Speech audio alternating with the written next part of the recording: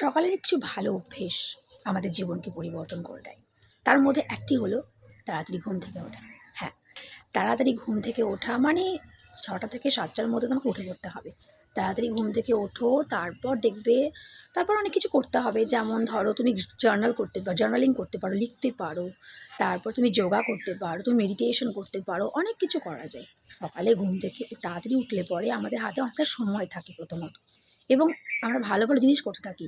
যেমন জার্নালিং, লেখার হ্যাবিট। এটা কিন্তু দুর্দান্ত একটি হ্যাবিট, যা তোমার মাইন্ডকে পরিবর্তন করে দেয় এবং আমাদের লাইফে ভালো, ভালো কর্ম আমরা করতে পারি এবং জীবনে এগিয়ে যেতে পারি। এছাড়া এক্সারসাইজ আমাদের শরীর মনকে সতেজ করে, আর মেডিটেশন যা আমাদের মাইন্ডকে শান্ত করে। এর বাইরেও আছে অনেক কিছু ভালো, ভালো হ্যাবিট। তুমি জল খেতে পারো। তোমাকে প্রত্যেক দিনই আমাদের উষ্ণ গরম জল খাওয়া উচিত, তাই তো?